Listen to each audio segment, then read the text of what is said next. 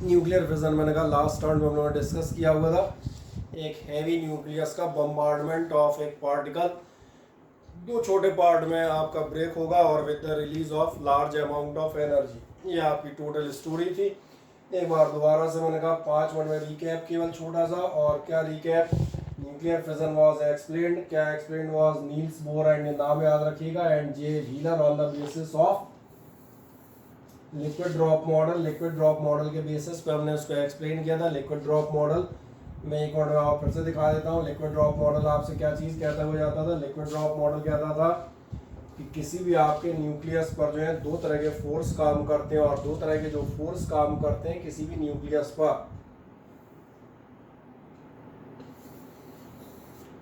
ये आपका कौन सा होता है? सबसे पहले न्यूक्लियॉन्स पे आपका एक काम करेगा नंबर वन होगा आपका न्यूक्लियर फोर्स। और न्यूक्लियर फोर्स आपके इस न्यूक्लियर लिक्विड पर, जैसा कहा जाए जो आपका न्यूक्लियर लिक्विड है, न्यूक्लियर लिक्विड मतलब आपके न्यूक्लियॉन्स, उनके लिए काम करेगा सरफेस टेंशन की तरह। और सरफेस टेंशन की तरह काम करेगा तो कहीं ना कहीं ये स्फेरिकल शेप आपके न्यूक्लियस की बनाए रखने का प्रयास करेगा, number one. Number second force आपका आता है इलेक्ट्रोस्टैटिक रिपल्शन। तो इसको हम शॉर्ट में लिख देते हैं इलेक्ट्रिक रिपल्शन। और इलेक्ट्रिक रिपल्शन क्या काम करेगा? ये आपके शेप को डिस्ट्रॉय करने का कोशिश करेगा as the nucleons move away due to the presence of the electrostatic force. एक नॉर्मल कंडीशन में आपको मालूम है न्यूक्लियस आपका स्टेबल था, क्योंकि आपको ये याद था न्यूक्लियर फोर्सेस मच लार्जर और much stronger than the Coulomb's electrostatic force of repulsion.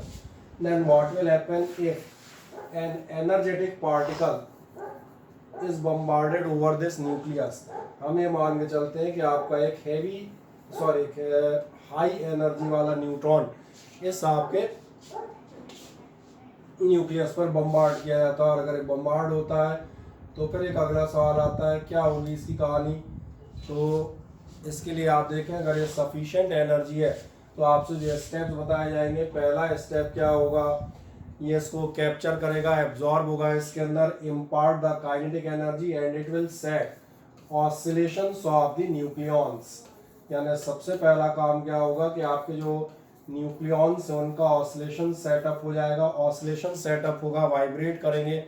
तो अभी हम ये मान के चलते हैं that the energy is a sufficient. Energy sufficient है तो आप देखेंगे इलेक्ट्रिक रिपल्शन आपका कुछ ज़्यादा होगा instead of the nuclear attraction, क्योंकि आपको याद आना चाहिए nuclear force was a saturated force. Saturated मतलब beyond the limit of 3 FM इसकी वैल्यू सडनली हो जाती थी 0।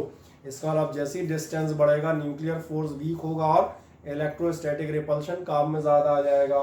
तो ऑसिलेशन का सेंस क्या होगा? ऑसिलेशन का सेंस ये होगा कि आपका न्यूक्लियस ये आपका कैसा शेप ले लेगा? ये शेप ले लेगा ओवल शेप। जब ओवल शेप आपने लिया तो इसका मतलब यहाँ जो आपके न्यूक्लियॉन्स हैं इनके बीच में फोर्स ऑफ रिपल्शन ज़्यादा इफेक्टिव होगा, ज़्यादा इफेक्ट होगा। तो in the next part number B, ये आपका जो न्यूक्लियस था ये कैसा शेप होने लगेगा? डम्बल्ड शेप। दोनों पार्ट एक दूसरे से मूव करेंगे जैसे the parts are moving away from each other. अब इसके बाद यहाँ पे आप देखें force of repulsion will be more effective, more greater. It will result in the binary fission of the nucleus. एक न्यूक्लियस आपका ये फॉर्म हो गया, एक ये फॉर्म हो गया with the release of 3 neutrons and energy. हाँ, इन केस जो एक कंडीशन थी if the energy is not sufficient, तो नॉट सफिशिएंट के केस में आप देखेंगे नॉट सफिशिएंट को ही मैंने कहा था ये जो आपके वाइब्रेशंस हो रहे हैं, जो आपके न्यूक्लियॉन्स के वाइब्रेशन से स्टार्ट होते हैं, अब ये प्रोसेस नहीं आएगी। वाइब्रेशंस होंगे the extra amount of energy which is obtained from the neutron it will get released in the form of gamma ray photons. ये एडिशनल एनर्जी आप देखेंगे फोटॉन्स के फॉर्म में रिलीज हो जाएगी और ये न्यूक्लियस आपका वापस अपनी जगह इस्टेब्लिश हो जाएगा। एक बार फिर से आप देखेंगे ये वापस लौट के हमने कहा आ जाएगा अपनी पुरानी जगह पर, यानी कि इस प्रोसेस को आप कहेंगे ये आपका कहलाता है रेडिएटिव कैप्चर। रेडिएटिव कैप्चर मतलब आपने एक पार्टिकल कैप्चर किया और उसके बाद आपने कुछ रेडिएशन कह दिए। तो पिछली वाली प्रोसेस थी फिजन, और इसको हमने क्या कहा, ये प्रोसेस आपकी किस नाम से आनी आएगी, that is known as the radiative capture. ठीक, तो ये मैंने कहा जो जनरल थ्योरी थी, इसको एक बार मैंने आपसे कहा था हल्का सा डिस्कस कर देंगे, किसी को कोई डाउट रहा हो क्या कह देगा। According to the liquid drop model, the nucleus is treated as a drop of incompressible electrically charge nuclear liquid. आपका इनकॉम्प्रेसिबल न्यूक्लियर लिक्विड की तरह आप डील कर सकते हैं जो पॉजिटिवली चार्ज है। दो फोर्स लगेंगे, nuclear force like the surface tension जो आपका जो है शेप को बनाए रखेगा, कूलॉम्स रिपल्सिव फोर्स जो आपका शेप को डिस्टॉर्ट करेगा। ये प्रॉपर्टी आप नीचे पढ़ सकते हैं। Nuclear force tends to keep the spherical shape of the nucleus, on the other hand Coulomb's repulsive force tends to destroy the spherical shape. ये स्फेरिकल शेप को डिस्ट्रॉय करने की कोशिश करेगा। क्या होगा ध्यान देखना, नॉर्मल में आप देखेंगे शेप स्फेरिकल होती है, क्यों, वो आपको मालूम है, the nuclear forces balances the Coulomb's repulsive force, nuclear force ज्यादा स्ट्रॉन्ग होते हैं। ठीक है, ये ऑर्डिनरी कंडीशन थी। अगर आपकी बम्बार्डमेंट हुई तो उस केस में आप क्या करेंगे, बम्बार्डमेंट ऑफ द न्यूट्रॉन को आप बताएगा when the nucleus is bombarded with a neutron, the neutron is captured, this provide an excitation energy. इससे मिली एक्साइटेशन एनर्जी जिससे मैंने कहा था वाइब्रेशन सेटअप होंगे। पूरी स्टोरी आप पढ़ सकते हैं। The excitation energy favours the coulombian repulsive force and tends to distort the spherical shape. Oval shape हो चुका था। एज ए रिजल्ट वाइब्रेशन और oscillations are set up within the nucleus. Vibrations होंगे तो और बढ़ता जाएगा क्योंकि रिपल्सिव फोर्स है। धीरे धीरे दोनों पार्ट बाहर की तरफ मूव करना शुरू हो जाएंगे और इसके लिए आप क्या कहेंगे, ultimate the shape of the nucleus becomes like a dumbbell. ये नाम आपका सुना हुआ था, कहते हैं पी ऑर्बिटल्स के केस में भी। Finally if the excitation energy is large enough, जो मैंने कहा था आप यहाँ से दो possibility, large enough the excitation energy, दोनों पार्ट आपके ब्रेक हो जाएंगे, दैट इज न्यूक्लियर फिजन। ये पहला पैमाना हुआ। Coulomb's repulsive forces pushes the two balls apart thereby splitting the nucleus into two parts। हाँ, अगर आपने कहा एनर्जी सफिशिएंट नहीं है तो जो मैं बात कर रहा था रेडिएटिव कैप्चर, वो भी आपको मिल जाएगा। रेडिएटिव कैप्चर की चर्चा हम कहाँ कर रहे थे, वो आपका ध्यान जाएगा यहाँ कर रहे थे। सफिशिएंट एनर्जी नहीं है, आप फोटोन रिलीज कर देंगे गामा फोटॉन्स के फॉर्म में, वापस आपका न्यूक्लियस रिटर्न हो जाएगा। और इस चीज को आप यहाँ देखें क्या कहता है, however if the excitation energy is not enough, अगर एनफ नहीं है, then the nucleus simply emits energy in the form of gamma photons, और इसके आगे nuclear force restores the spherical shape. मेरा मानना है प्रोसेस आपको समझ में आ गई होगी। लास्ट राउंड में इस बार मैंने रिपीट इसलिए कर दी, थ्योरेटिकल का हल्का सा याद आ जाए। लास्ट ये वही फिगरेटिव है। यूरेनियम 235 ओवल शेप हुआ, डम्बल शेप हुआ, डम्बल और बेहतर बने, दो पार्ट ब्रेक हो गए। मैंने कहा ये अमीबा वाला बाइनरी फ्यूजन, 3 न्यूट्रॉन और साथ में आपको दिख रहे हैं रेडिएशन एनर्जी के फोटॉन्स या गामा फोटॉन्स। कोई डाउट इसमें नहीं होना चाहिए। अब एक नेक्स्ट चीज आते हैं। इसके बाद नेक्स्ट चीज जो आपसे बात कर रहे थे न्यूक्लियर फिजन में, आपसे मैंने बात की थी चेन रिएक्शन की। चेन रिएक्शन में जब आप जा रहे थे तो मैंने आपको क्या समझाया था, मैंने चेन रिएक्शन में कहा था कि अगर आपका एक सिंगल यूरेनियम है, सिंगल यूरेनियम से आप देखेंगे देयर विल बी 3 न्यूट्रॉन्स। कितने न्यूट्रॉन आपके एमिट होते हैं इस प्रोसेस में, 3 न्यूट्रॉन एमिट होते हैं। जब 3 न्यूट्रॉन एमिट होंगे तो अगली चीज आएगी, these 3 neutrons will cause the fission of further 3 more new uranium nuclei, and from these new 3 nuclei you will get more and more neutrons, जो फिर आपके क्या काम करेंगे, आपके उसी सीरीज में आपके अगले यूरेनियम न्यूक्लियाई का फिजन करना शुरू कर देंगे। तो मैंने कहा था आपकी ये चीज एक्सेलरेट होती चली जाएगी, ज्योमेट्रिकल प्रोग्रेशन के फॉर्म में आपकी कहानी एक्सेलरेट होती है। तो ये आपका हो जाता है, that is called the chain reaction. जब आप चेन रिएक्शन पे जाते हैं तो आपसे यही कहेगा, क्या कहेगा, nuclear fission 3 neutrons are produced along with the release of large energy under favourable conditions. These neutrons can cause further fission of other nuclei. ये बाकी न्यूक्लियाई का भी फिजन कर सकते हैं और इसका मतलब होगा large number of neutrons and thus energy and a chain of nuclear fission is established. एक चेन सिस्टम आपका बढ़ता चला जाता है। और क्या होगा, कब तक चलता रहेगा, continues until the whole uranium is consume. इस प्रोसेस को आप कहते हैं न्यूक्लियर फिजन, और इस रिएक्शन को हम जानते हैं अनकंट्रोल्ड चेन रिएक्शन के नाम से। और अगर लास्ट टर्म की हल्की सी याद आए तो मैंने कहा था इसका रिजल्टेंट होता है धमाका, that was the word used by me on the last term. And मैंने कहा था we have seen it in practical in 1945 in the Hiroshima and Nagasaki where the nuclear bomb, that means the uncontrolled chain reaction was used for a destructive purpose। अब एक दूसरी बात आती है, क्या हम इसको कंट्रोल भी कर सकते हैं? तो ऑफ कोर्स, अगर ध्यान देखना है इस ये जो आपकी रिएक्शन आ रही है इसमें जो एक्स्ट्रा न्यूट्रॉन्स आ रहे हैं अगर आप उनको एब्जॉर्ब करने की कोशिश करें तो आपकी चेन एक्सेलरेट नहीं होगी, आपका जो जीपी बन रहा है ज्योमेट्रिकल प्रोग्रेशन इंक्रीमेंट उसको आप रिड्यूस कर सकते हैं। और रिड्यूस करने का काम कैसा होगा, रिड्यूस करने का भी आपको शो आउट करता हूं, देखें इधर। मान के चले आपकी रिएक्शन बढ़ती जा रही थी, आप एक छोटा सा काम करें, इनमें से ये फर्स्ट आपका यूरेनियम, फर्स्ट यूरेनियम से आपके 3 न्यूट्रॉन निकले, आप इनमें से 2 को एब्जॉर्ब कर जाए। मैं मान के चलता हूं इन दोनों को आपने एब्जॉर्ब कर दिया, यानी आगे की कहानी खत्म। केवल कितने न्यूट्रॉन बचे? 1 न्यूट्रॉन बचेगा। 1 न्यूट्रॉन क्या करेगा? अगले यूरेनियम को ब्रेक करेगा। चूंकि आपने न्यूट्रॉन एब्जॉर्बिंग मटेरियल इस्तेमाल कर सका, और न्यूट्रॉन एब्जॉर्बिंग मटेरियल होता है, जी क्या लिखा है? कैडमियम। सही जवाब। कैडमियम रॉड क्या करेंगी, कितना कर रखा है कि 2 न्यूट्रॉन एब्जॉर्ब करे, तो 2 तो खत्म हो गए, अब फिर 1 बना, फिर 3 निकले, फिर क्या होगा, इन 3 में से 2 फिर एब्जॉर्ब हो जाएंगे, उतने परसेंट बराबर होते रहेंगे ना, कैडमियम रॉड तो वही है। फिर आपका अगला आएगा, इसका होगा, इसमें से आप देखना 3 निकलेंगे, कोई दिक्कत नहीं, निकलने दो मजे से, मुझे क्या दिक्कत है, कैडमियम है तो। कैडमियम क्या काम करेगा, आप देखना, कैडमियम फिर से इनमें से 2 को खत्म कर देगा। अब आप देखो ध्यान से, आपको ऐसा ध्यान नहीं आ रहा, आपकी चेन रिएक्शन केवल एक और एक कितनी भी देर तक चलाते रहो, हर बार रिएक्शन के हर स्टेप में, first step, second step, third step, fourth step, कितने भी आगे चले जाओ, कितने न्यूट्रॉन डेवलप, कितने न्यूट्रॉन आपके फिजन क्रिएट कर रहे हैं, सिर्फ एक। यानी ध्यान देखो, अगर हम थोड़ा सा टेक्निकल डाटा याद दिलाए तो आपकी एनर्जी एनॉर्मस नहीं हो पाएगी, क्योंकि आपको मालूम है एक फिजन में हमारे पास डेवलप होते थे,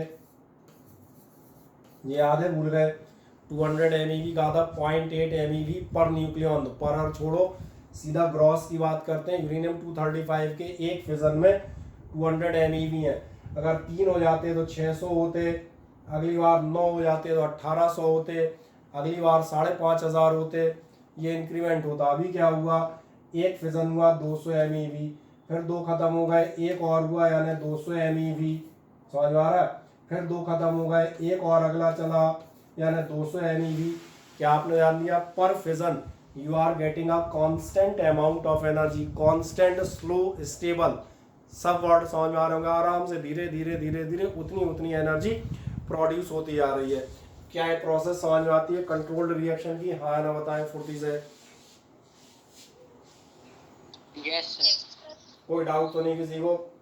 ये नहीं गए जाने का लाल नहीं पीला हरा सा करके रख दिया,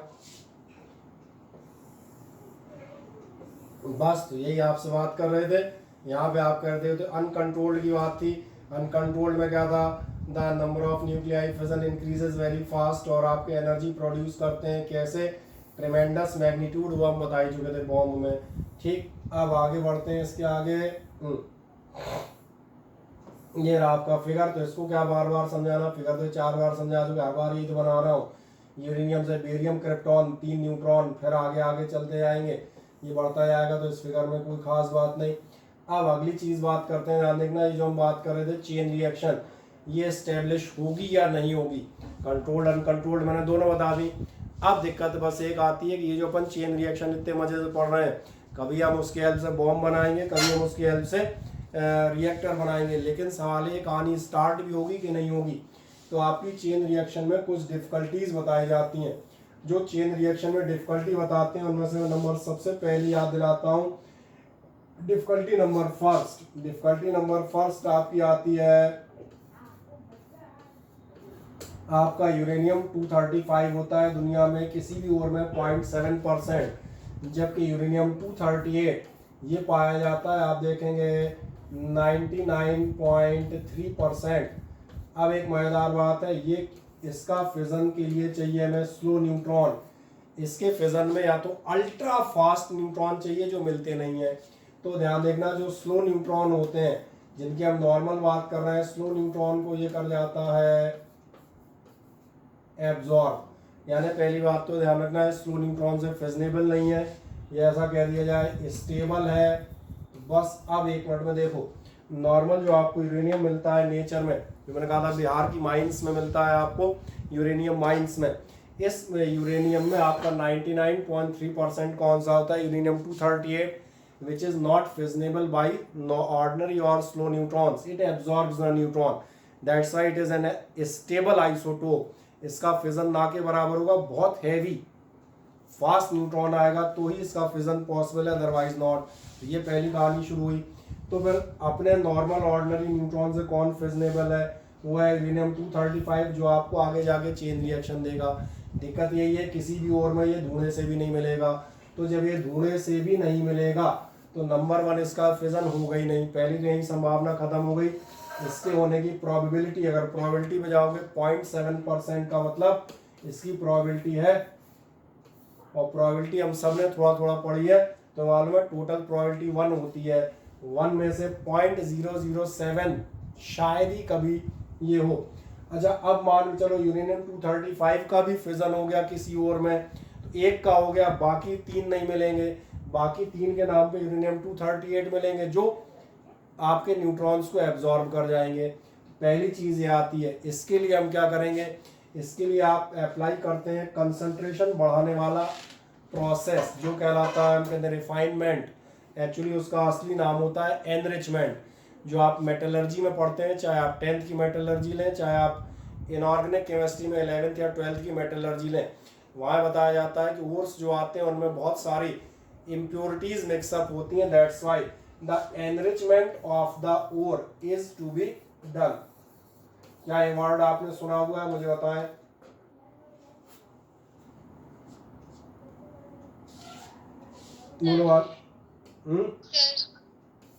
एनरिचमेंट का मतलब ये होता है आपके ओर को साफ करना, या हम कहते हैं उसमें काम की चीज की परसेंट बढ़ाना। तो इसकी परसेंट बढ़ा के बेचारी 0.007 चल रही थी, इसको अपन कर लेते हैं 3%। और ऐसा यूरेनियम आपके लिए कहलाता है एनरिच्ड यूरेनियम। ये मैंने पहली समस्या सॉल्व की, समस्या नंबर 1। अब समस्या नंबर 2 पर जाते हैं। समस्या नंबर 2 ये आती है कि अगर आपके न्यूट्रॉन फास्ट होंगे, क्योंकि इस यूरेनियम को स्लो नहीं, हम कहते हैं वेरी स्लो न्यूट्रॉन चाहिए होते हैं जिनको ये एब्जॉर्ब कर रहा है। ज़्यादा तेज़ होंगे तो आर पार हो लेंगे, तो फिर वेरी स्लो न्यूट्रॉन कहाँ से लाओगे। अब अगला सवाल बना, कहाँ से लाओगे इतने धीमे न्यूट्रॉन, बुला बुला के बताओ।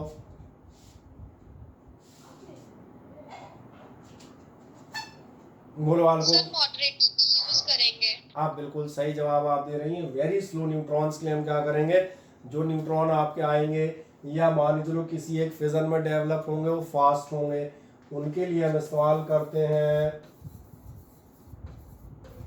मॉडरेटर्स। और मॉडरेटर्स याद आने चाहिए, जैसे एक लिख देता हूं मैं, बाकी नाम आपको याद होंगे, पैराफिन वैक्स और ग्रेफाइट सभी के लिए रहते। ये क्या करता है, ये कन्वर्ट कर देते हैं, फिर वही पुराना लिखा हुआ है शीट में, कॉलिजन करते हैं, हीट एक्सचेंज करते हैं, और ये कहलाते हैं थर्मल न्यूट्रॉन्स। तो आपको इस प्रोसेस से मिल जाते हैं थर्मल न्यूट्रॉन्स। थर्मल न्यूट्रॉन्स से क्या होता है, इस यूरेनियम 235 के फिजन होने की संभावनाएं बढ़ जाती हैं और यूरेनियम 238 की संभावनाएं उतनी ही कम हो जाती हैं। तो इसलिए पहले तो हमने इसकी परसेंटेज बढ़ाई, फिर इसको हमने एक किनारे लगा दिया, हमने कहा ऐसा न्यूट्रॉन लाएंगे जिससे तुम्हारा फिजन होगा ही नहीं।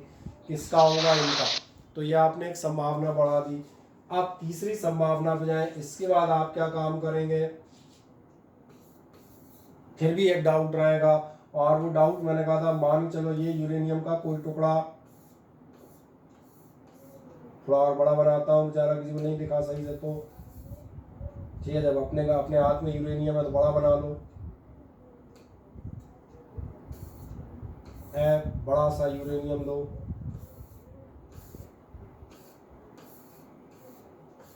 ठीक, और इस यूरेनियम में मान चले किसी एक बेचारे ये यूरेनियम एटम का फिजन हुआ, फिजन होगा तो इससे 3 न्यूट्रॉन निकलेंगे। कहाँ निकलेंगे? एक इधर, एक इधर और एक इधर। अब जरा देखो ध्यान से, तो एक बात समझ में आएगी।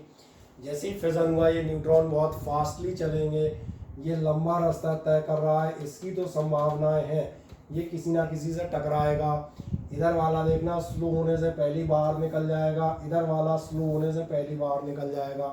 तो तुम्हारे 2 न्यूट्रॉन वैसे ही खत्म हो गए। बढ़िया फिजन हुआ था, सब कुछ ओके था। एनरिच्ड यूरेनियम लाए थे, मॉडरेटर भी लगा हुआ था, लेकिन मैंने कहा क्या हुआ, चूंकि ये आपका ये वाला जो यूरेनियम का एटम है ये बिल्कुल किनारे बैठा है, तो दो तो साइड से धीरे से बाहर खिसक गए, बोले हम तो बाहर ही ठीक है, केवल यही आगे संघर्ष में पार्टिसिपेट करेगा। तो फिर क्या करें, एक ही तरीका है, इस यूरेनियम को इधर भी इस साइड भी थोड़ा बढ़ाओ, थोड़ा कम रह गया है, तो इसलिए काम करेंगे हम यूरेनियम की साइज थोड़ा बढ़ा देते हैं। और कितनी बड़ी कर देंगे, अब मैं इतना बड़ा यूरेनियम बनाऊंगा। अब बोले अब निकलो, कहाँ से निकलोगे, और ऊंचा कर दूंगा, हटो। समझ आ रहा है? और इसीलिए आपसे कहा जाता है यूरेनियम का जो आप पीस इस्तेमाल कर रहे हैं उसकी साइज सफिशिएंट हो। और साइज सफिशिएंट मतलब आपकी साइज होनी चाहिए greater than the critical size. आप पूछेंगे ग्रेटर देन क्रिटिकल साइज कैसे निकालोगे, तो मैं कहूँगा किसी भी पीस के लिए मैं छोटी सी चीज़ कैलकुलेट करूँगा, और मैं जो कैलकुलेट करूँगा वो होगा आपका एक रेशियो। और कौन सा रेशियो जो हम करेंगे, के। और के काय पे डिपेंड करता है, के आपका होता है यही इन्हीं दोनों का रेशियो। के होता है कि आपके कितने न्यूट्रॉन काम में आए और कितनों का लॉस हो गया, कितने बने, 3 बने, 4 बने, 10 बने, उनमें से कितने लॉस गए और कितने काम में आए, ये रेशियो याद रखना। इस फैक्टर को हम डिफाइन करेंगे। आप 1 मिनट में इस रफ कार्यक्रम से इधर आ जाए। हम लोग कहाँ पर थे, ये रहे। ये सबसे पहली समस्या पे हम बात कर लेते हैं पहले, absorption of neutrons bye U-238, जो सबसे पहली बता रहा था। क्या कहा था, the major part in natural uranium is the U-238। कितने परसेंट जा रहा है, ये आ रहा है 99.3%, जबकि आपका आइसोटोप बेचारा 235 वेरी लिटिल 0.7%। इसका मतलब U-238 is fissionable with fast neutron saving energy of the order of mega electron volt के ऑर्डर में चाहिए, जबकि आपके neutron saving low energy are absorb by it. यही आपसे बता रहा था कि जो आपके छोटे मोटे न्यूट्रॉन है वो क्या हो जाएंगे, आप देखेंगे वो इससे एब्जॉर्ब हो जाएंगे। तो ना तो ये खुद फिजन होगा, खुद तो होगा ही नहीं, और न्यूट्रॉन खा गया तो ये भी बैठा रह जाएगा, इसका भी कोई भविष्य नहीं है। तो पहली प्रॉब्लम समझ में आई। अब सवाल बनेगा इसका रिमूवल कैसे करोगे। तो रिमूवल के लिए थोड़ा सा और बता के चलते हैं। यहाँ बताएंगे uranium 235 is fissionable with slow neutrons due to the large percentage of 238। चूंकि परसेंटेज ऑफ 238 ज्यादा है, 99.7 है, क्या पॉसिबिलिटी है कॉलिजन ऑफ न्यूट्रॉन में 238। यही कह रहा था, न्यूट्रॉन 238 से कोलाइड करेगा, 235 तो ढूंढने नहीं मिलेगा। Then these neutrons get slow down और further fission of U-230 is not possible. तो फिर क्या करें, आ जाओ, ये तरीका मैं आपको बता ही चुका। अगर आप चाहते हैं चेन रिएक्शन चले तो uranium 235 is separated from the ordinary uranium, और ऐसे यूरेनियम को जाना जाता है एनरिच्ड यूरेनियम। कितने परसेंट तक आप बढ़ा ले जाते हैं, 3% तक। तो ये डाटा याद रखिएगा, ये आपको एक आध जगह लग जाएगा। अब कोई समस्या है इसमें, हाँ ना बोले, किसी को कोई प्रॉब्लम तो नहीं? No sir. ठीक, नेक्स्ट चले हैं। Neutrons are slowed by any method to an energy of 0.3 eV। अगर आप किसी भी तरह से जो न्यूट्रॉन्स हैं उनकी एनर्जी 0.3, एक्चुअली ये 0.025 था एक्चुअल वैल्यू, तो 0.3 के आसपास आप मान सकते हैं। Then the probability of absorption बहुत कम हो जाएगी और U-235 की प्रोबेबिलिटी बढ़ जाएगी। ये कहता है इतने धीमे कर दो कि 238 बैठे ही रह जाए, केवल 235 का फिजन हो। अब ये कैसे करोगे, ये आपने जवाब दे दिया था। ये आप करेंगे with the help of moderator. This job is done by moderators. नाम ग्रेफाइट हैवी वाटर, ठीक है, वो आपको मालूम है, बढ़िया। अब नेक्स्ट एक चीज आते हैं इसके बाद, अगले नंबर पे आपका क्रिटिकल साइज। क्रिटिकल साइज मैंने कहा था आधे न्यूट्रॉन बाहर नहीं भाग जाए, बाहर भाग गए तो क्या करोगे बैठ के। क्या कहता है, the neutrons emitted during fission are very fast. Fission में हाई एनर्जी हाई टेम्परेचर से बढ़िया तेजी से न्यूट्रॉन निकलेंगे। And they travel a large distance before being slow down. धीमा होने से पहले लंबा डिस्टेंस ट्रेवल उन्हें करना होगा। If the size of the fissionable material is small, जो आपको मैंने क्यूब छोटा सा बना के दिखाया था, मैंने कहा बढ़ाना पड़ेगा, तो क्या होगा, the neutron emitted will escape the fissionable material, वो फिजनेबल मटेरियल से बाहर की तरफ भाग खड़े होंगे। देन फिर दे आर स्लो डाउन। इसलिए अब आप इसके लिए लाते हैं एक फैक्टर की डेफिनेशन, और फैक्टर की जो डेफिनेशन है वो आपको दिखा देता हूँ। यही कह रहा था, लॉस ऑफ न्यूट्रॉन, और उस पर डिपेंड करेगी आपके, अरे क्या होगी, the size of the fissionable material should be large than a critical size. Critical size समझ में आ रहा होगा, वो मिनिमम साइज जहां पर आपको मिनिमम उतनी तो चाहिए। क्या कहेगा, the chain reaction will remain steady, accelerate और रिटार्ड। रिटार्ड कब हो जाएगी, ध्यान देखना, रिटार्ड तब होगी जब जो बन रहे हो उससे ज्यादा आपके बाहर भागते जाए। सारे के सारे भाग गए तो हमने कहा टोटल आपका जो रिएक्शन है बंदी हो जाएगी। स्टीडी कब चलेगी, स्टीडी का हमने सबसे पहला एग्जांपल दिया था, आप एब्जॉर्बेंट लगा रहे हैं, 3 में से 2 एब्जॉर्ब या एक आध बाहर भगा, एक बचा, फिर एक बचा, फिर एक बचा। 200 MeV की आपको लगातार एक एग्जांपल दिया था 2 मिनट पहले, ये स्टीडी हुआ। और खतरनाक कहाँ हो जाएगी, जहाँ 1 से 2, 2 से 4, 4 से 8, 8 से 16 बढ़ते जाए। तो तीनों आप चेक कर सकते हैं, कुछ भी हो सकता है। किस बात पर डिपेंड करेगा, neutron reproduction factor. Neutron reproduction factor क्या बता रहा है, rate of production of neutron, कितनी तेजी से न्यूट्रॉन बने और कितनी तेजी से बाहर भाग गए, rate of loss of neutrons. क्या ये बात समझ में आती है। अब इसमें तीनों पॉसिबिलिटी दिख रही होंगी, ये बड़ा या दोनों बराबर, यानी आपको दिखेगा या तो के ग्रेटर देन 1 होगा, या के लेस देन 1 होगा, या के इक्वल टू 1 होगा। इन तीन के अलावा इस फ्रैक्शन की चौथी कोई वैल्यू हो नहीं सकती। सही बोल रहा हूँ, बस चारों वैल्यू समझ में आ रही होंगी। एक बार एक्सेलरेट हो जाएगा, एक बार रिटार्ड हो जाएगा, और के बराबर 1 दिख रहा होगा, मजे से चलता जाएगा। आओ देख लें क्या क्या हो सकता है, वैसे तो समझ में आ गया होगा, फिर भी चलो पढ़ भी देते हैं, कोई समस्या नहीं। कहाँ जाओगे, के बराबर 1 से ही बढ़िया, ये सबसे अच्छी रिएक्शन वाली आती है, सबसे अच्छी इसलिए बिना खतरे की है, इसी को तो इस्तेमाल करोगे। न्यूक्लियर रिएक्टर वगैरह में आप इसी को यूज़ करते हैं। देखें के इज इक्वल्स टू 1, दोनों रेट बराबर हैं, तो क्या कह रहा है, reaction will be steady, the size of the fissionable material is to be, ये आपकी कैसी साइज है, इतनी तो चाहिए। इससे ज़्यादा बड़ी करोगे तो फास्ट हो जाओगे, और इससे छोटी कर दी तो न्यूट्रॉन बाहर हो जाएंगे, तो बैठे रह जाओगे। दोनों पे चले आओ।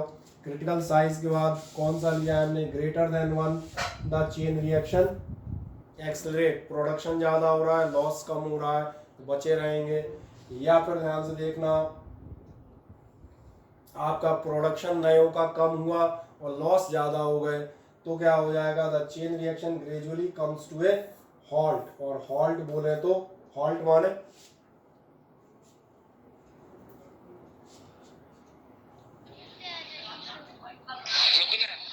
रुकना। मैं याद दिला देता हूँ, कभी ट्रेन में सफ़र करोगे आदमी पूछता है उस स्टेशन पे ट्रेन का हॉल्ट है कि नहीं है, तो मतलब उस ट्रेन का स्टॉपेज है या नहीं, तो बस इसको अपन क्या कह सकते हैं, स्टॉपेज या स्टॉप। तो समझ में आ रहा होगा, आपकी रिएक्शन बंद हो जाएगी, वैसे समझ में आ गया होगा।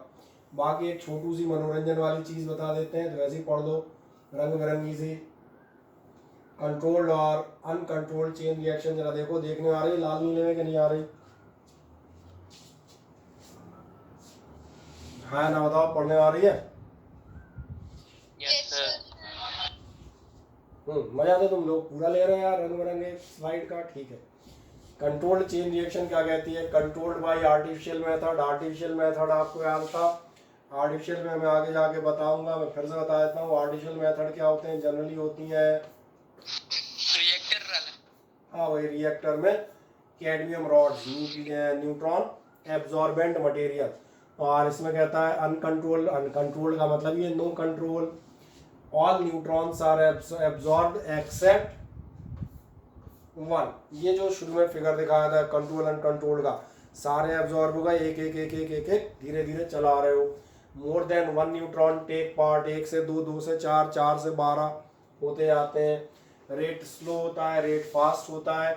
ये अभी पढ़ रहे थे 1 मिनट पहले, इसका रिप्रोडक्शन फैक्टर कितना होगा 1, और उसका रिप्रोडक्शन फैक्टर अनकंट्रोल्ड है, इसका हो जाएगा ग्रेटर देन 1। ये फैलती चली जाएगी। एनर्जी लिबरेटेड इसमें कैसी होगी, लेस देन एक्सप्लोसिव होगी। एक्सप्लोसिव मतलब समझ में आ रहा होगा भाई, विस्फोट, धमाका, और लार्ज अमाउंट हो जाएगा, उसमें एक्सप्लोजन होगा। ये किसका प्रिंसिपल है, ये प्रिंसिपल है न्यूक्लियर रिएक्टर्स का, और ये प्रिंसिपल है काहेगा, एटम बॉम्ब का। अब इसमें कोई समस्या, इसमें क्या डाउट होगा भला, इसमें भी डाउट है यार कोई? बोलो बालकों और बालिकाओं। सर हम कैडमियम ही क्यों लेते हैं सर, और कोई क्यों नहीं लेते हैं, और कुछ क्यों नहीं लेते हैं? कैडमियम में सर क्या खास है? कैडमियम में यही तो खास है जो हम कह रहे थे, जो भी बता रहे थे, अपने को कैसा मटेरियल चाहिए, ऐसा मटेरियल चाहिए। ये केमिस्ट्री वाला बताएगा कौन ऐसा कर सकता है, जो ध्यान देखना क्या करे।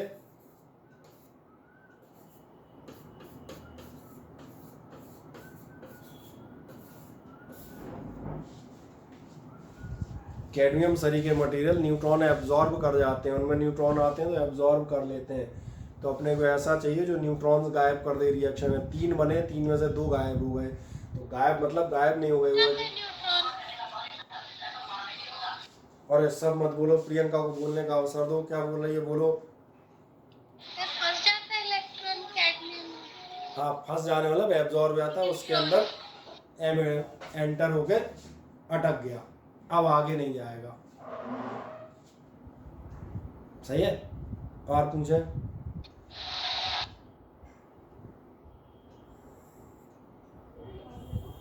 अब लास्ट एक आध चीज और बता देते हैं। अब इसके हम क्या करेंगे, इसका इस्तेमाल करेंगे हम न्यूक्लियर रिएक्टर में। छोड़ो, बाद में अपन उसके डिटेल बाद में पढ़ेंगे। ये रफ फिगर एक मोटे तौर पे, रफ फिगर तो नया रहेगा, बाकी इन आपकी शीट में बने हुआ है थोड़ा सा और प्रॉपर। क्या होगा, किसी भी न्यूक्लियर रिएक्टर में आप देखना, सबसे पहले जो अपन सबसे किनारे लेंगे, मैं पार्ट दिखाता जाता हूँ, वैसे ही समझ में आ जाएंगे ना, ज़्यादा पढ़ने की जरूरत ही नहीं पड़ेगी। बस मैं जरा ये सोच लूँ किससे लेता हूँ। सबसे क्या जो हम कहते हैं साइड में आप लेंगे, ध्यान देखना, ये जो चीज़ है, ये चीज़ आपकी होगी एक कंक्रीट वॉल, और कंक्रीट वॉल काफ़ी थिक रखी जाती है, इसमें स्टील प्लेट्स एम्बेडेड होती हैं। और इस कंक्रीट, आप मुझे बताएं, आपके घर में जो दीवार होती है उसकी मोटाई कितनी है?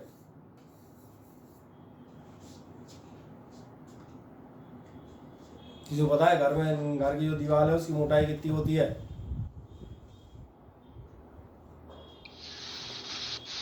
9 इंच या फिर सही कह रहे हैं, 9 इंच होती है। सही कह रहे हैं। जो मेन वॉल्स होंगी, जो एक्सटीरियर वॉल्स होंगे 9 इंच होती हैं। बाकी जो पार्टीशन वॉल है, जैसे बाथरूम या टॉयलेट या ऐसी जो वॉल्स होंगी, ये 4 इंच की होती हैं। वैसे याद दिलाता हूँ, अपन कहते हैं 1 ईंट की दीवार है, 1 ईंट मतलब 4 इंच।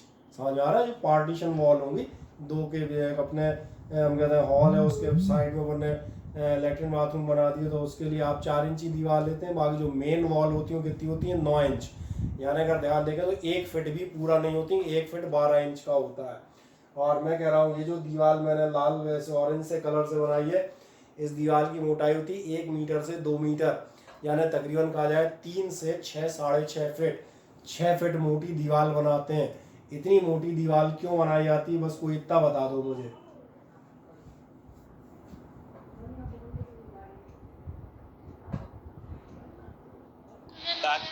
कंट्रोल कर सके, बाहर ना जाए।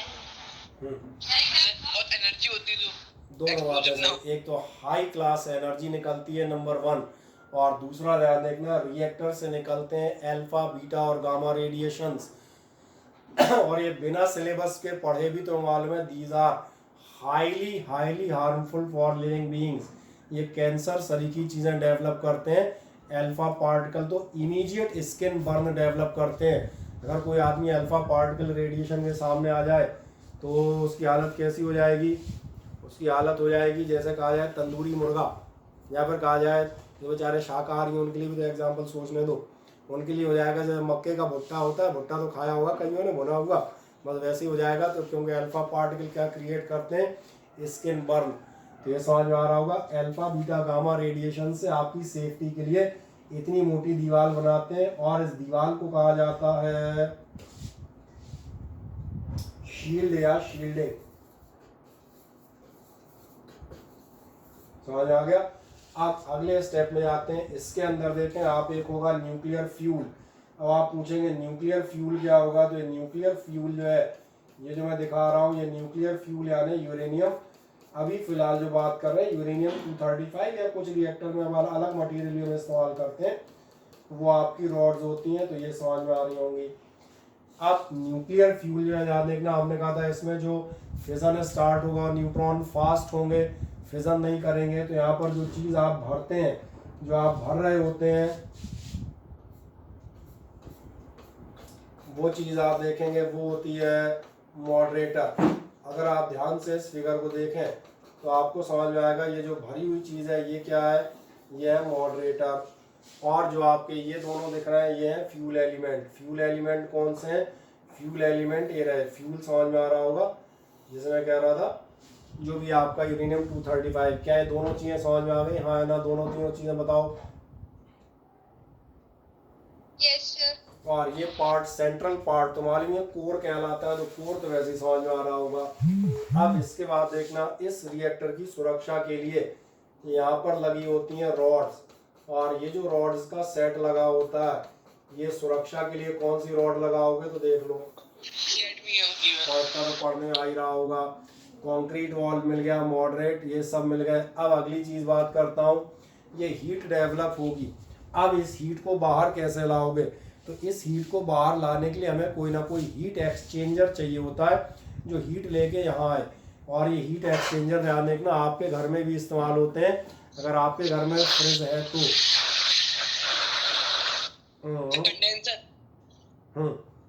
सही कह रहे हो।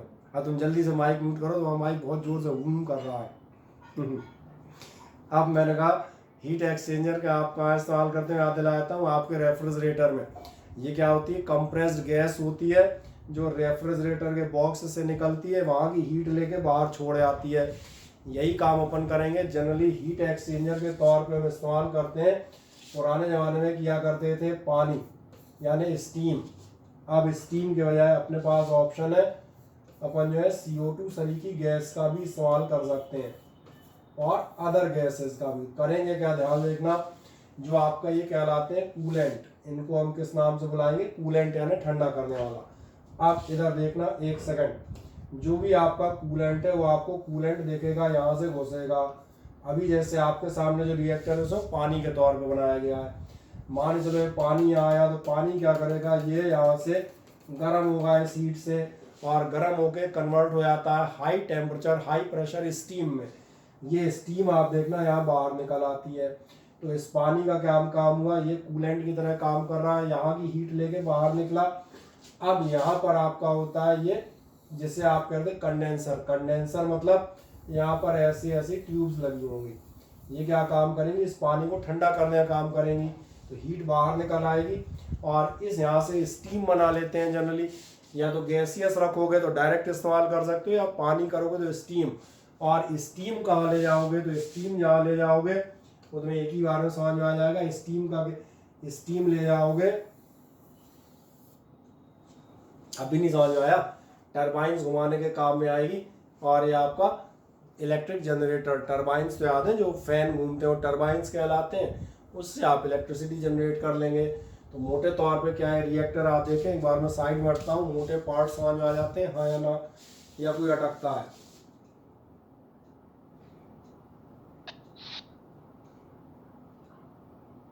देखो मुझे तो ऐसा लगता है सारे समझ में आ जाना चाहिए, कोई खास दिक्कत नहीं है, नहीं ना? चलो फिर अब एक लाइन में इनका अब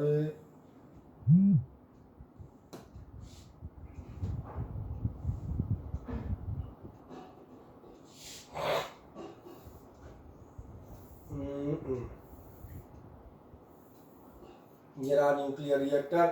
न्यूक्लियर रिएक्टर के बारे में आप क्या चीज पढ़ेंगे? न्यूक्लियर रिएक्टर में आप पढ़ेंगे nuclear reactor device in which nuclear fission can be carried out through a sustained and a controlled chain reaction. It is called an atomic pile also. It is thus a source of controlled energy utilized for many useful purposes. ये क्या बताना, ये तो सबको मालूम है। Parts of nuclear reactor पे जाते हैं, इनको हल्का सा एक बार निगाह मारते हैं। पहला है फिजनेबल मटेरियल, जो आपके लिए कहलाएगा फ्यूल। इसमें फ्यूल पेट्रोल नहीं होगा, फिजनेबल मटेरियल यूरेनियम होगा। क्या होंगे? The fissionable material used in the reactor is called the fuel of the reactor. ये रॉड दिखाई दी, यूरेनियम आइसोटोप 235, थोरियम 232 या प्लूटोनियम 239-40, ये आपके मोस्ट कॉमनली यूज्ड फ्यूल्स हैं। एक आध दो के नाम याद रखिएगा, पर्टिकुलर यूरेनियम और थोरियम याद रखिएगा। मॉडरेटर क्या होंगे? तो ये आपको मालूम था, मनोरंजन के लिए पढ़ सकते हैं। Slow down the fast moving neutrons कौन होते हैं? जनरली आपके ज़्यादातर ग्रेफाइट और हैवी वाटर का इस्तेमाल करते हैं। कंट्रोल मटेरियल ये भी पढ़ चुके हैं। Control material is used to control the chain reaction and to maintain a stable rate of reaction. ये आपका रेट कैसा बना के रखेगा? Stable rate. This material controls the number of neutrons available for the fission. The neutrons available are controlled bye,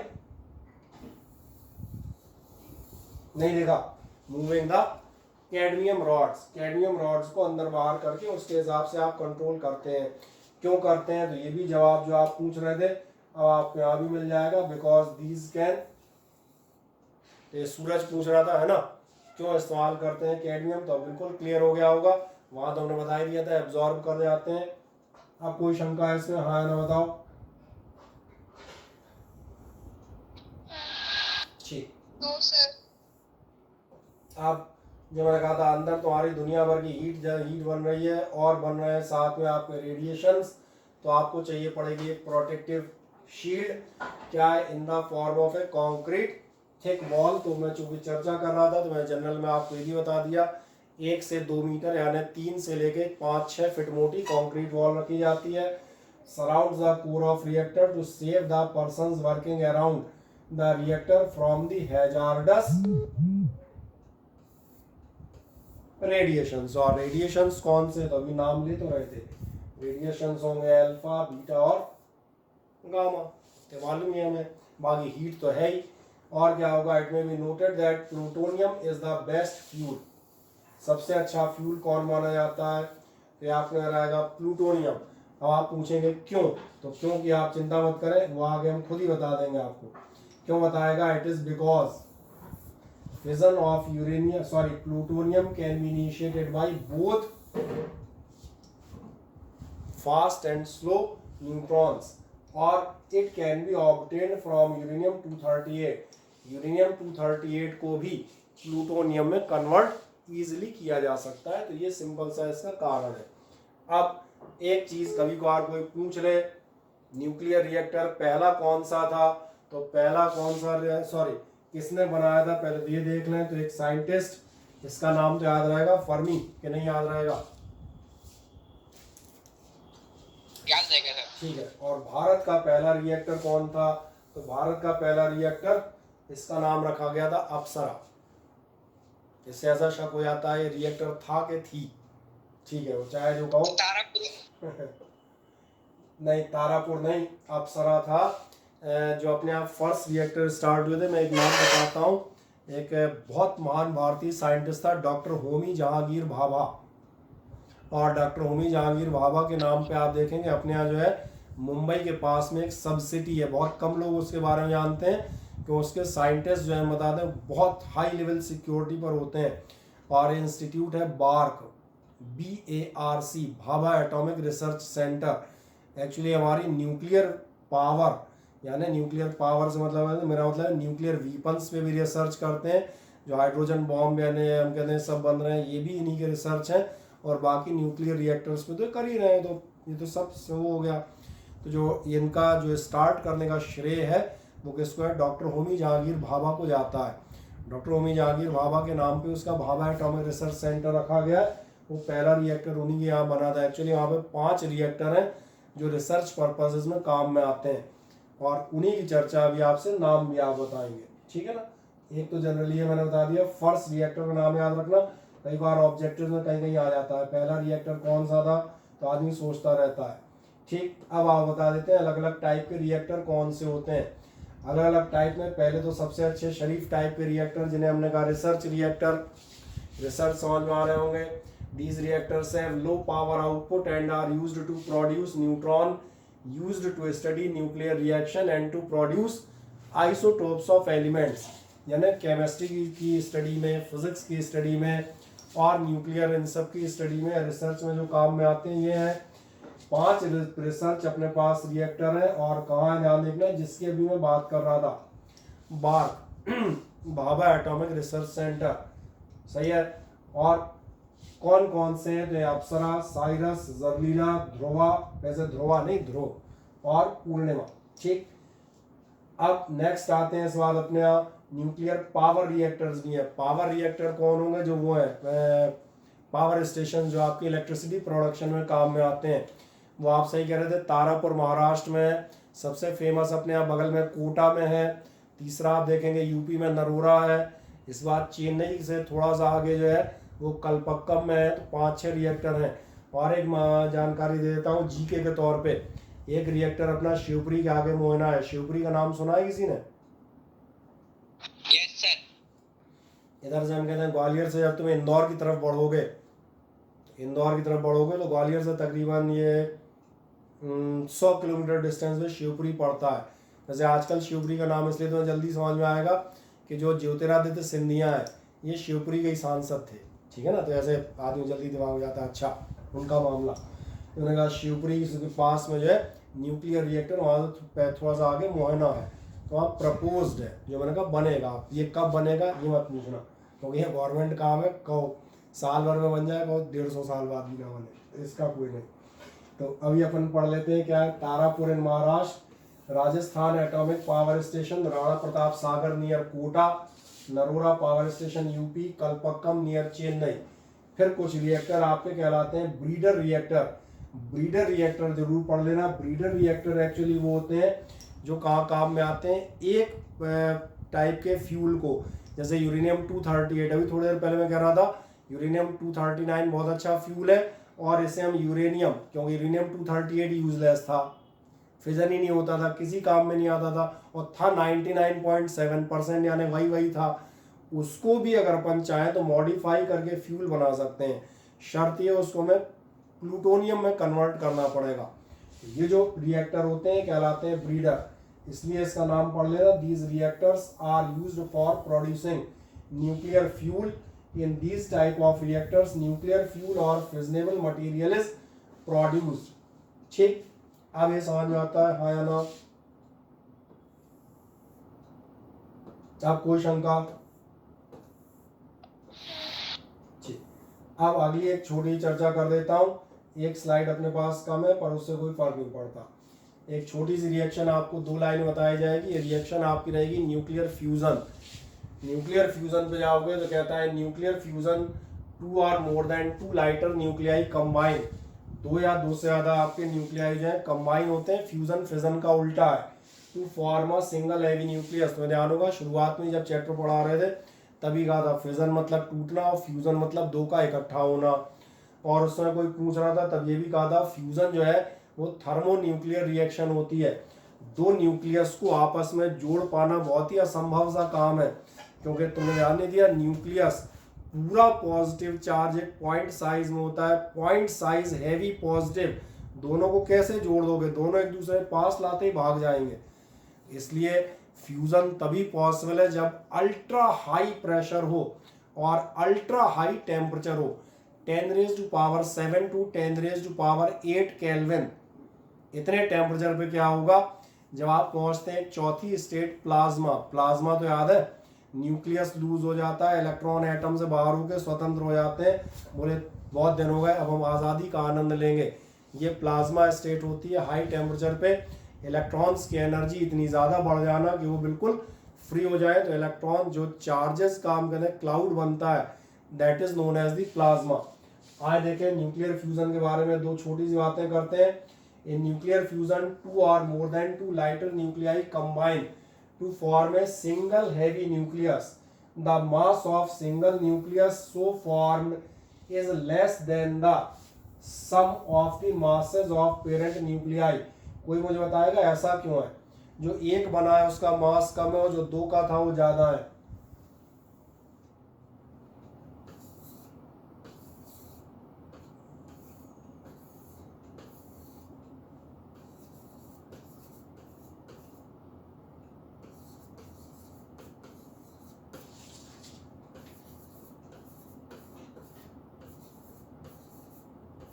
क्या कोई मुझे बताएगा ऐसा क्यों?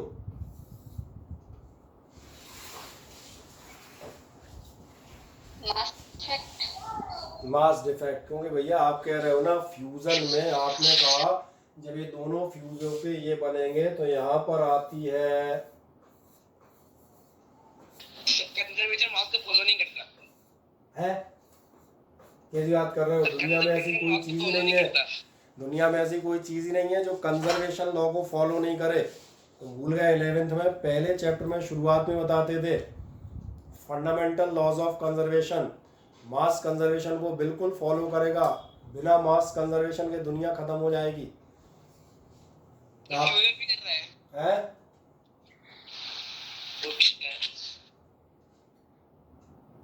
आप भूल गए. तो आप जो भूल गए वो मैं बता देता हूँ, और आप जो भूल गए वो है इस टॉपिक को एक बार शीट उठाइए, दोबारा पढ़ लीजिए एक बार वीडियो. इसका लेक्चर अब तो सुविधा है, वीडियो लेक्चर भी अवेलेबल है, रिकॉर्डिंग्स. इस वाले को देख लेना. डेट पे सारे डेट्स के लेक्चर तुम्हारे पास मौजूद हैं. भैया मास डिफेक्ट, मास कम हो गया है मतलब law of conservation of mass follow नहीं कर रहा. गलत कह रहे हो. तुमने कहा एनर्जी एनॉर्मस आ गई है मतलब एनर्जी प्रकट हो गई है. ये law of conservation of energy नहीं है. तुम फिर गलत हो, क्योंकि सही आइंस्टीन था जो कहता है mass and energy are always conserved.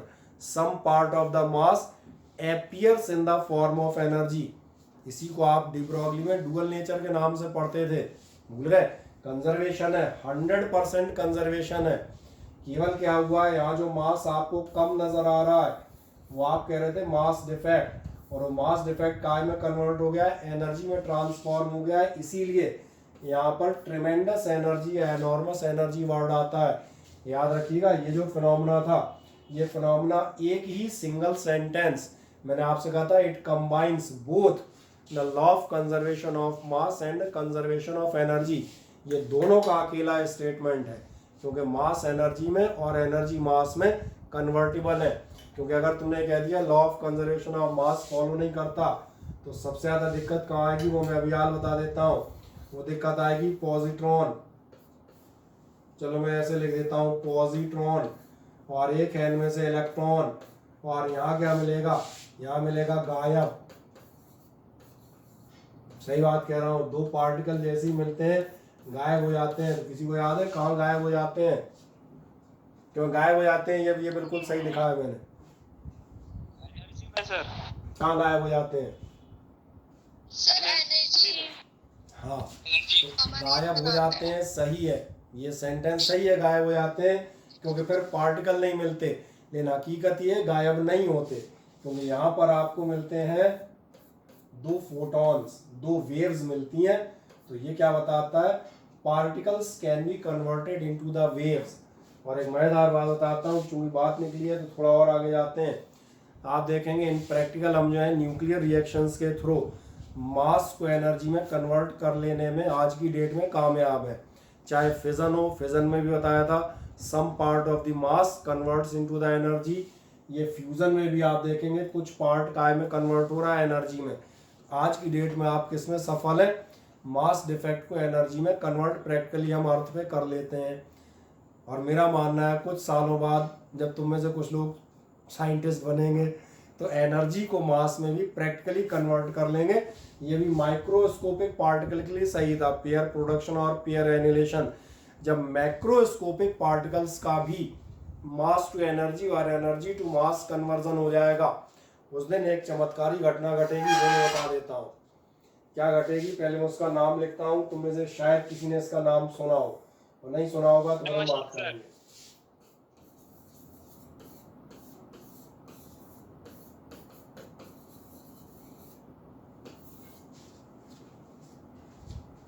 Teleporting सुना है फिल्मों में, सीरियलों में? हाँ, टेलीपोर्टिंग क्या होती है? एक आदमी यहाँ से सीधा डायरेक्ट कहीं और प्रकट हो जाता है, दैट इज कॉल्ड टेलीपोर्टिंग, है ना। ये कला आप बता दें भारतीयों के पास भी थी। भारतीयों में एक महान ऋषि हुआ करते थे जिनका नाम था, हाँ बोलो, इनका नाम सुना है कि नहीं सुना? बहुत सुने हैं। सर सुना है। कभी भी रामायण और कुछ भी सुनो तो तुरंत में दिखेगा, कहीं भी कुछ भी चल रहा हो अचानक प्रकट हो जाते थे नारायण नारायण, ऐसा। तो ये अचानक कहाँ से प्रकट हो जाते थे? स्वर्ग से लेके हम कहते नर्क तक इनके पास थी कला टेलीपोर्टिंग की। अपन तो धर्म को भी फिजिक्स से जोड़ के रखते हैं, ठीक है ना। बस टेलीपोर्टिंग बता देता हूँ क्या हो सकता है, मान के चलो हम बता दें। चलो कौन कौन प्रेजेंट है बेचारा आज, इनमें से किसी एक को पकड़ा जाए, जरा देखना। बस 10 ही बचे बेचारे, और यार तो चमत्कार हो गया, नम्रता शर्मा का नेट खत्म नहीं हुआ। लो बचा, बच्चे तक कर रहे हैं। हुआ खत्म आज। ठीक है, तो चलो इसी को ले लेते हैं। मान के चले तुम्हें टेलीपोर्ट करना है, तुम्हें कहाँ पहुँचाना है? तुम्हारे सर्विस यार भिंड में ही होंगे पक्का, तुम्हें इसके बाहर जा भी नहीं सकते। तो तुम्हें भिंड पहुँचाते हैं, तुम्हें क्या करना होगा? भिंड अभी तुम जाते हो कहाँ से आते हो? हैं? बस या ट्रेन से? अब क्या करेंगे ध्यान देखना, एक छोटी सी मशीन में आपसे कहा जाएगा, एक चैम्बर बना होगा ऐसा बढ़िया, आपसे कहा जाएगा आपको भिंड जाना है, इधर से घुसें। जैसे ही आप घुसेंगे, आप हैं massive particle, you are in the form of matter और मटेरियल। ये बॉक्स आपको क्या काम करेगा? It will convert into you the waves energy, और ये एनर्जी सीधी कहाँ पहुंचेगी? भिंड। अब आपको समझ में आता है कितनी देर में पहुंच जाएगी भिंड? ये पहुंच जाएगी 0.000001 सेकेंड में।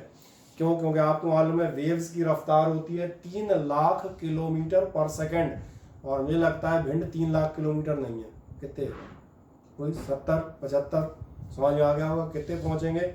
0.00001 सेकेंड में। बस वहाँ एक रिसीवर और लगा होगा, वो इन वेव्स को कैच करेगा और दोबारा आपको जो आपकी मशीन में, फिर आप दोबारा सशरीर प्रकट हुए, एनर्जी टू मास, और बाहर निकल के आप अपने घर चले गए। क्या है, समझ में आता है? ये प्रोसेस संभव है। एंड कई बार लोगों को लगता है क्या साइंस में जोक है, नहीं, ये फिनोमेना माइक्रोस्कोपिक लेवल पे आपने पढ़ रखा है। पार्टिकल टू एनर्जी जो कहता गायब हो जाते हैं, और pair production energy to particle, mass to energy, energy to mass आप कन्वर्ट कर सकते हैं। इसका मतलब जैसे ये हुआ, आपको जो ट्रांसपोर्टेशन है, जैसे आज की डेट में हम और आप बात कर रहे हैं, किसी ज़माने में आज से 50 साल पहले आदमी से कहते हैं कि आदमी अपने घर में बैठा होगा और दूर किसी कॉलोनी में बैठे आदमी को लाइव पढ़ा रहा होगा, बात कर रहा होगा, तो आदमी हंसते बोले पगले हो गए। ऐसी दिव्य दृष्टि तो केवल धृतराष्ट्र के सारथी संजय में थी और किसी में नहीं थी, लेकिन आज की डेट में ये दिव्य दृष्टि आप सबके पास है। तो मैंने कहा इसका मतलब अगले 50 साल बाद की अगर मैं ये कह रहा हूँ क्या हो जाएगा, और क्रांतिकारी काम कि आदमी को यहाँ से यूएसए जाना है 0.1 सेकेंड और सीधा यूएसए में होगा। बस इसमें एक खतरा जरूर है। खतरा बताओ क्या है? हो जाएगा प्लेन्स का बिजनेस, ट्रांसपोर्टेशन है प्रियंका, क्या चीज बता रही है? खतरा ठप हो जाएगा। यार रिसीवर का प्रॉब्लम, अगर रिसीव नहीं हुआ तो? हाँ, रिसीवर का प्रॉब्लम ये हो जाएगा, सोचो आदमी डाउनलोड हो रहा हो, अच्छा आधा आदमी डाउनलोड हो गया और नेटवर्क चला गया आधा धड़धड़ा अकेला निकल आएगा, भाई साहब निकल आए, खोपड़ी तो लाओ बोले हमारी खैर ठीक है, तो समझ में आ रहा होगा। तब तक नेटवर्क की इश्यू ही सॉल्व हो जाएंगे। कभी हम अभी मुश्किल 3 साल पहले 2G पे काम किया करते थे, 3G, आज की डेट 4G, और फाइबर कनेक्शन में जाओगे तो 5G पे अपने इंडिया में चल रहा है, तो ऐसी कोई बड़ी दिक्कत नहीं। ये समझ में आ रहा है ऐसा नहीं होने वाला कि आधा आदमी टांगे निकल आई, खोपड़ी बोले हुई हवा में तैर रही है लेकिन ठीक है, ये समझ में आता है। मैंने कहा ये आपको समझ में आता है तो ये आप पढ़ लेंगे। अब इसमें और ये क्लियर हो जाता है। क्या आपसे बताता है, the nuclei to be fused together require enough kinetic energy to overcome the force of electrostatic repulsion. ये मैं पहले ही बात कर रहा था। न्यूक्लियस है, हाईली पॉजिटिव चार्ज है, पॉइंट मासेस है, इनको आप ज्वाइन कर ही नहीं सकते सिंपली। इनको आने के लिए इतना ज़्यादा रिपल्शन है, क्या चाहिए पड़ेगा, बहुत ज़्यादा काइनेटिक एनर्जी चाहिए, और इसीलिए आपको प्रेशर चाहिए होता है। छोटा लिखा है, मैं बड़ा लिख देता हूँ, 10⁻⁶ एटमॉस्फेरिक प्रेशर के बराबर प्रेशर, और हाई टेम्परेचर कितना, 10⁻7 और 8 केल्विन के आसपास आपको टेम्परेचर चाहिए। और इसीलिए इस रिएक्शन का नाम है थर्मोन्यूक्लियर रिएक्शन। थर्मोन्यूक्लियर रिएक्शन मतलब ये सिर्फ और सिर्फ हीट की प्रेजेंस में ही कंप्लीट की जा सकती है। क्या अब ये क्लियर है, हाँ या ना, मुझे बताएं। और किसी को कोई शंका रह गई फटाक से बताओ। अब ये एक चीज छोटी जानकारी ये दी गई है, fusion energy is greater than fission energy. ये आपकी शीट बीच में आधी रह गई है तो मैं आपको बता दूंगा, कुछ खास नहीं है। Fission of one uranium atom जो है रिलीज करता है 200 MeV, पर इसमें आपकी पर MeV जाती है,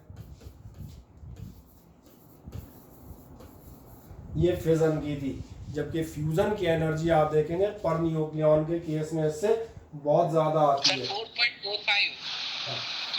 और अब एक लास्ट जो रह गया है बताओ वो क्या रह गया है, एक छोटी साइकिल रह गई है, बस आधा पेज का, आधा पेज का इतना सा रह गया है जरा सा, एक प्रोटॉन साइकिल दी है, इसको आपको याद करना पड़ेगा, इसमें कुछ नहीं। और एक प्रॉब्लम यानी कि प्रैक्टिस प्रॉब्लम लास्ट ईयर के क्वेश्चन दिए हैं, इनको अब आप एक बार सॉल्व कर लें। इन लास्ट ईयर के क्वेश्चंस को हम अगले टर्न में 5-10 मिनट में देख लेंगे और इनको एंड कर देंगे।